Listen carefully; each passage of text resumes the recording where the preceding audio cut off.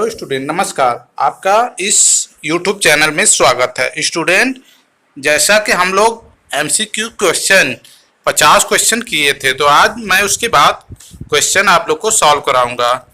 तो question solve करने से पहले अगर आप लोग इस चैनल पर नए हैं तो आप लोग कृष्णा टेक्निकल गुरु सर्च भी करके उसको सब्सक्राइब कर सकते हैं, जिससे आपको इस पर कोई भी टेक्निकल जानकारी और एसटीडी मटेरियल तुरंत प्रोवाइड हो जाएगा।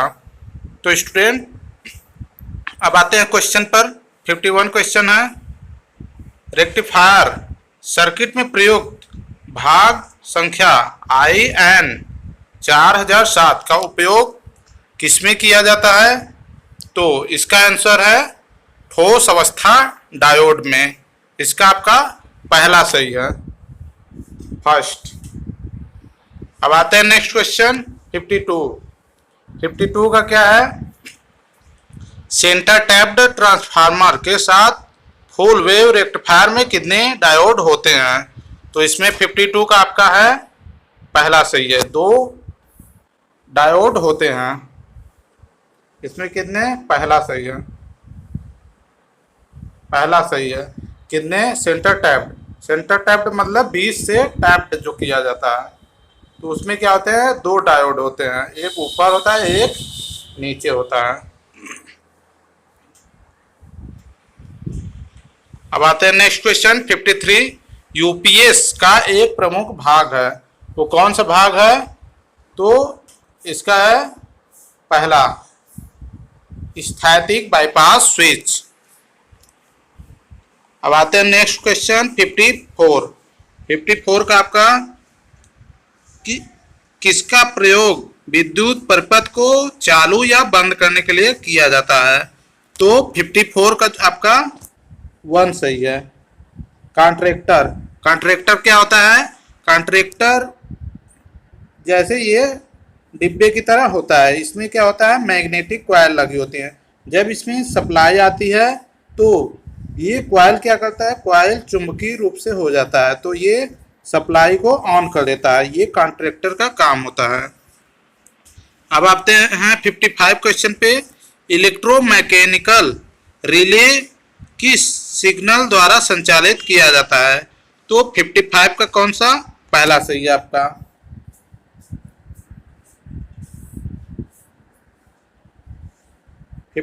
का पहला सही है। निम्न शक्ति मतलब लो पावर चाहिए। इलेक्ट्रोमैकेनिकल रिले को लो पावर सिग्नल द्वारा संचालित किया जाता है। 56 क्वेश्चन पे आते हैं। एमसीबी को कंट्रोल पैनल में बिना स्क्रू के लगाने के लिए निम्नलिखित में से किसका प्रयोग किया जाता है? जैसे अगर हमें एमसीबी को लगाना है, एमसीबी का फुल फॉर्म आप लोग को बता देते हैं, मिनिएचर सर्किट ब्रेकर। ये भी इंपॉर्टेंट क्वेश्चन है।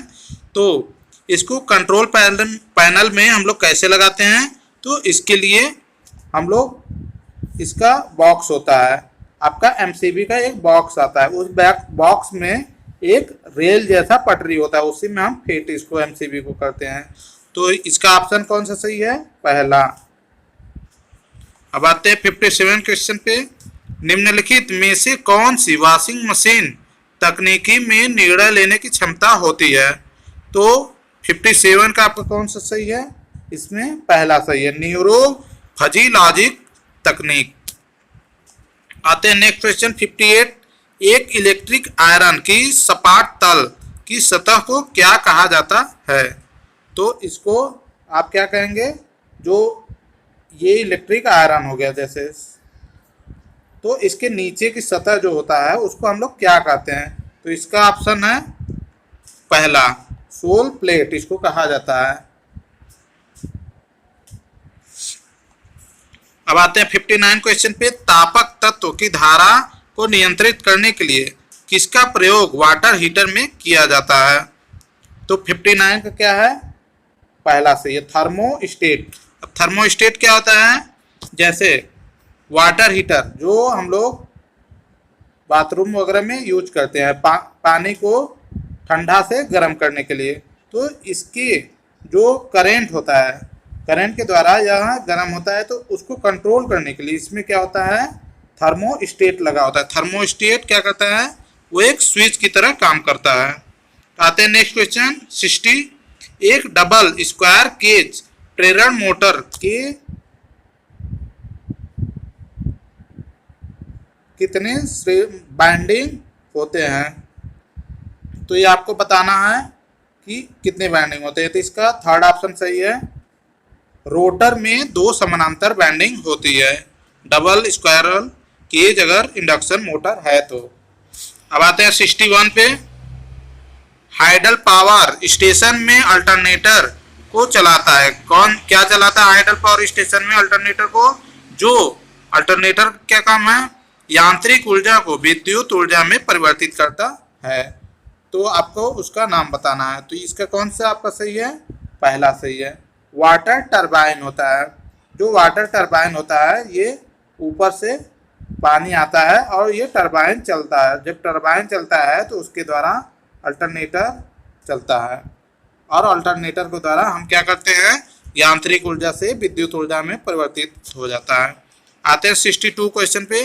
थर्मल पावर स्टेशन में थर्मल ऊर्जा को यांत्रिक ऊर्जा द्वारा परिवर्तित किया जाता है। तो हम पहले थर्मल पावर स्टेशन के बारे में भी थोड़ा जान जाएंगे। थर्मल पावर स्टेशन क्या होता है, पहले हम लोग पावर स्टेशन में कोयला जलाते हैं। जब कोयला जलेगा तो ये होता है बॉयलर। इस कोयले के कारण ये बॉयलर पानी गर्म होता है। जब ये पानी गर्म होता है तो इससे भाप बनता है। ये भाप क्या करता है, हमारे बहुत प्रेशर, हाई प्रेशर से ये टरबाइन को चलाता है, और ये टरबाइन फिर अल्टरनेटर को चलाता है, जिसके कारण हमें यांत्रिक ऊर्जा से विद्युत ऊर्जा में परिवर्तित हो जाता है। तो इसका आंसर है आपका कौन सा, 62 का 1 सही है, स्टीम टरबाइन।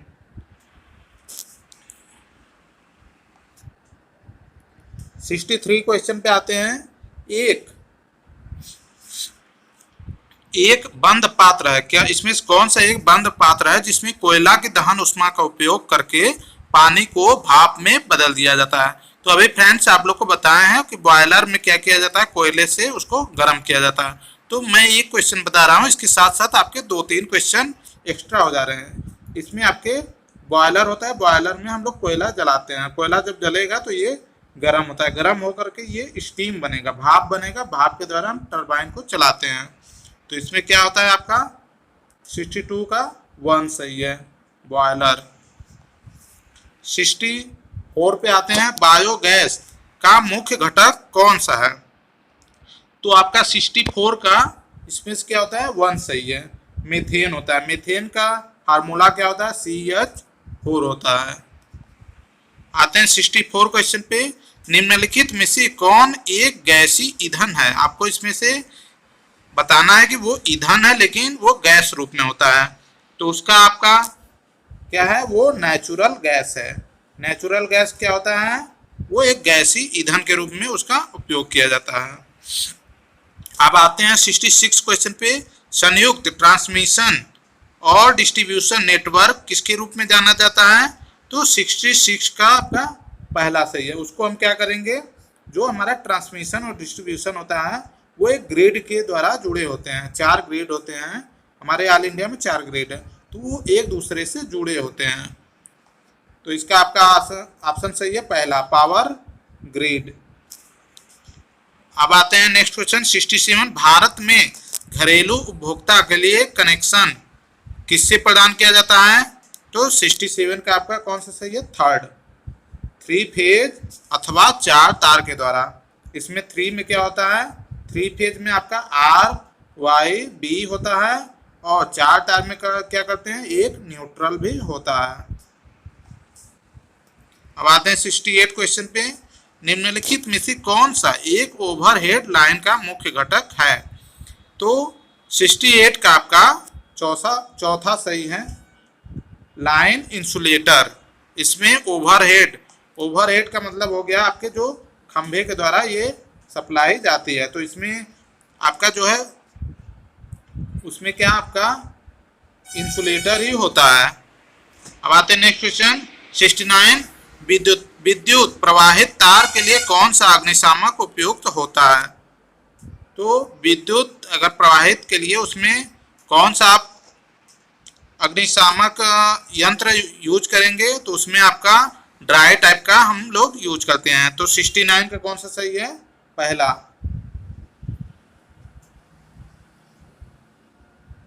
इसमें पहला सही है। ये क्वेश्चन मैं आप लोग को पहले भी बता चुका हूं कि आप लोग ड्राई टाइप जो है पाउडर यूज करेंगे, जिससे हमें आग लगने का चांसेस नहीं रहता है, और ये क्या करता है, आग को बुझा देता है। आते हैं नेक्स्ट क्वेश्चन 70। जब जख्मी व्यक्ति का मुंह नहीं खुल रहा हो तो उसको होश में लाने के लिए कौन सा कृत्रिम श्वसन विधि उपयुक्त है? तो 70 का आपका चौथा सही है। तो उसको क्या करेंगे, मुंह से नाक के कृत्रिम श्वसन विधि उपयोग करेंगे हम लोग, चौथा ऑप्शन यूज करेंगे। अब आते हैं नेक्स्ट क्वेश्चन 71। यदि आपके मित्र को जबरदस्त इलेक्ट्रिक शॉक लगता है तो सबसे पहले आपको क्या करना चाहिए? तो उसका आपका 71 का कौन सा सही है? पहले आप क्या करेंगे, तो पहले आप तत्काल करंट का स्विच ऑफ कर देंगे, उसके बाद ही कुछ आप करेंगे। तो आते हैं 72 क्वेश्चन पे। 72 में क्या है, कौन सा नियम बताता है कि प्रत्येक बंद परिपथ में सभी उत्पन्न वोल्टेज और वोल्टेज ड्रॉप की बीजगणितीय राशि शून्य के बराबर होती है? तो इसमें आपका किरचॉफ का द्वितीय नियम होता है। थर्ड ऑप्शन सही है वोल्टेज का, और जो करंट का होता है वो किरचॉफ का प्रथम नियम है। अब 73 क्वेश्चन पे आते हैं। इसमें से आपको बताना है कि जो विद्युत का सबसे अच्छा सुचालक है, तो इसमें से आपका कौन सा है? 73 का। तो 73 पे आते हैं, आपका इसका चौथा ऑप्शन सही है। इसमें आपका सिल्वर सबसे ज़्यादा होता है, तो सिल्वर कौन सा है? चौथा ऑप्शन सही है। सिल्वर के बाद आपका कॉपर आ जाएगा, फिर एल्युमिनियम। 74 का आते हैं। 74, जब कोई द्वितीयक सेल भार को धारा प्रदान कर रहा हो तो वह अवस्था क्या कहलाती है? तो वह अवस्था आपकी डिस्चार्जिंग कहलाती है। तो इसका तीसरा ऑप्शन सही है। आते हैं 75 पे। 75, संक्षारण से बचने के लिए लेड एसिड बैटरी के टर्मिनल पोस्ट पर कौन सा पदार्थ लगाया जाता है? संक्षारण क्या होता है? संक्षारण का मतलब जंग होता है। तो जंग से लगने के लिए, उसको बचाने के लिए हम लोग क्या करेंगे, तो पेट्रोलियम जेली लगाएंगे। पहला सही है, पेट्रोलियम जेली या हम लोग ग्रीस भी यूज करते हैं। आते हैं 76 क्वेश्चन पे।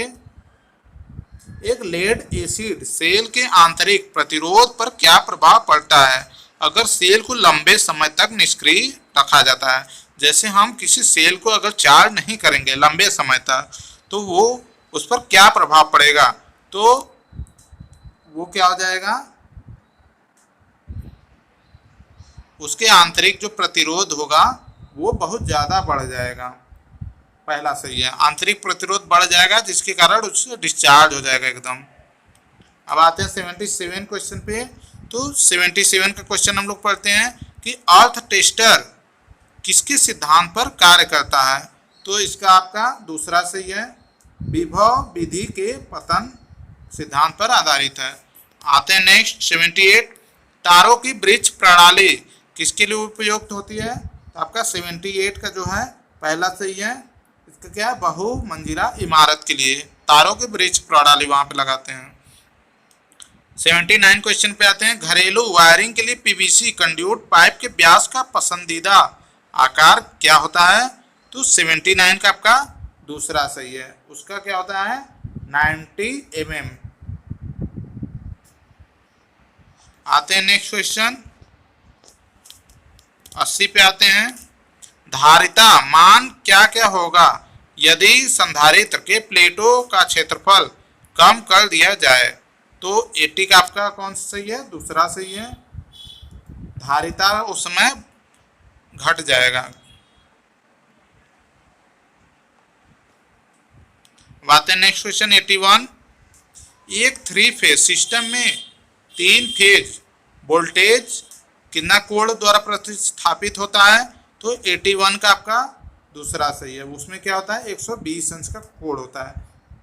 ये आपका 3 फेज होता है RYB। हम लोग क्लॉकवाइज या एंटी क्लॉकवाइज किसी, तो ये कोण पूछा, ये क्या होता है 120 अंश होता है। अब आते हैं next question 82। 3 phase star connection में लाइन धारा और फेज धारा के बीच संबंध क्या होता है? तो ये आपका ये दोनों इक्वल होते हैं। इसका दूसरा ऑप्शन सही है। IL और IPH फेज धारा और लाइन करेंट ये दोनों बराबर होते हैं। आते हैं 83 क्वेश्चन पे। डेल्टा सिस्टम में 3 फेज शक्ति का सूत्र क्या होता है? आपको वो फार्मूला बताना है। तो इसका आपका 83 का दूसरा सही है। √3 EL IL cos phi. EL की जगह आप VL भी कर सकते हैं, VL IL। नेक्स्ट क्वेश्चन है 84। 84 का कौन सा? आते हैं DC जनित्र किस किस सिद्धांत पर कार्य करता है? तो 84 का आपका पहला सही है। वैद्युत चुंबकीय प्रेरण के फैराडे के नियम पर काम करता है। तो इसका पहला सही है आपका। 85 आते हैं। DC शंट मोटर को चलाने के लिए प्रयुक्त स्टार्टर का प्रकार कौन सा है? तो 85 का आपका पहला सही है। 3 पॉइंट स्टार्टर हम लोग यूज करते हैं। आते नेक्स्ट क्वेश्चन 86। किसी ट्रांसफार्मर में चुंबकीय पुंज गुजरता है तो वो क्या होता है? तो इसका आपका प्राथमिक से द्वितीयक में और द्वितीयक से प्राथमिक में, ये चुंबकीय जैसे हम लोग प्राइमरी वाइंडिंग करते हैं और ये सेकेंडरी होता है। तो ट्रांसफार्मर में क्या होता है चुंबकीय जो पाथ होता है प्राइमरी से सेकेंडरी और सेकेंडरी से प्राइमरी में होता है। क्वेश्चन का यही मतलब है। आप लोग 86 आपका पहला सही है। अब आते हैं 87 पे। डेल्टा में कनेक्ट होने पर एक ही आगमनात्मक लोड की तुलना में 3 चरण स्टार कनेक्टेड इंडक्टिव लोड द्वारा खपत की जाने, तो 87 का क्या है? दूसरा सही है, 1/3। आपके नेक्स्ट क्वेश्चन आते हैं 88। किसी ट्रांसफार्मर की दक्षता का अधिकतम मान होता है तब उसका जब कॉपर हानि जो आयरन हानि के बराबर, मतलब एफिशिएंसी किसी ट्रांसफार्मर का कब होगा? जब आपके कॉपर लॉस और आयरन लॉस दोनों जब बराबर हो जाएंगे उसके लॉस से, तो वो हाईएस्ट एफिशिएंसी पर काम करेगा। आते हैं 89 क्वेश्चन पे। किसी स्टेप उप ट्रांसफार्मर के उपयोग द्वारा निम्न में क्या बढ़ाई जा सकती है? तो 89 का आपका आते हैं पहला। स्टेप अप के द्वारा क्या करते हैं हम लोग? वोल्टेज को बढ़ा सकते हैं। आते हैं 90 क्वेश्चन पे। जब प्राथमिक और द्वितीयक वोल्टेज एक ही वेष्ठन से प्राप्त होता है तो ट्रांसफार्मर को क्या कहा जाता है? तो उसको हम लोग क्या बोलते हैं? Auto transformer. इसमें क्या होता है एक ही वाइंडिंग होती है, इसी से हम लोग दोनों वोल्टेज प्राप्त करते हैं। आते हैं 91 क्वेश्चन पे। एमआई प्रकार के यंत्र में क्या होता है आपको बताना है। तो 91 का आपका जो है दूसरा ऑप्शन सही है। 92 का वोल्ट मीटर, सॉरी एमआई प्रकार के जो इसका अरैखिक पैमाना होगा, नॉन लीनियर स्केल होता है। तो 92 का आपका आता है इंसुलेशन प्रतिरोध को मापने के लिए किस यंत्र का उपयोग किया जाता है? इंसुलेशन प्रतिरोध को मापने के लिए हम लोग मैगर का उपयोग करेंगे। इसका क्या है? पहला सही है। PMMC प्रकार के मीटर का सिद्धांत किसके समान होता है? तो 93 का आपका चौथा सही है। इसमें क्या होता है? DC मोटर के सिद्धांत पर आधारित होता है, उसी के समान काम करता है। आपके 94 क्वेश्चन आते हैं। जीनर डायोड की शक्ति का अपव्यय क्या होता है? तो 94 का आपका 2 सही है, दूसरा सही है आपका। इसका दूसरा क्या है? शून्य भार धारा पर अधिकतम होता है, मतलब उसमें जब भार नहीं होगा उस समय धारा पर अधिकतम मान उसका होता है। अब आते हैं नेक्स्ट क्वेश्चन 95। पी प्रकार अर्धचालक में बहुमत वाले वाहक होते हैं। तो 95 का आपका पहला सही है। पी में क्या हो गए, होल्स ज़्यादा होते हैं। और एन टाइप में क्या होते हैं, एन टाइप में इलेक्ट्रॉन ज़्यादा होते हैं। अब आते हैं 96 क्वेश्चन पे। डायोड शब्दावली में पी आई भी से क्या अभिप्राय होता है। तो 96 का आपका पहला सही है, पीक इनवर्स वोल्टेज, इसका फुल फॉर्म होता है।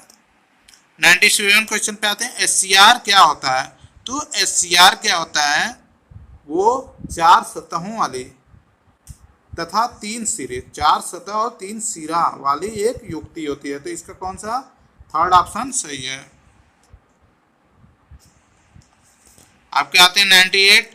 बाइनरी संख्या इतना कि किसकी दशमलव की संख्या के बराबर है। तो क्वेश्चन ये आप लोग सॉल्व करेंगे। सॉल्व करने के बाद आपको इसका आंसर मिलेगा। तो सॉल्व आप लोग कर लेंगे। अगर सॉल्व करने नहीं आएगा तो आप लोग बता दीजिएगा, मैं सॉल्व करके आपको बता भी दूंगा। तो इसका आपका 5 आएगा। इसका तीसरा ऑप्शन सही है, ये 5 के बराबर है। आपका आते हैं 99 क्वेश्चन पे। हेक्साडेसिमल संख्या प्रणाली में अक्षर डी दशमलव संख्या किसकी बराबर है। तो 99 का आपका है थर्ड ऑप्शन सही है 99 का।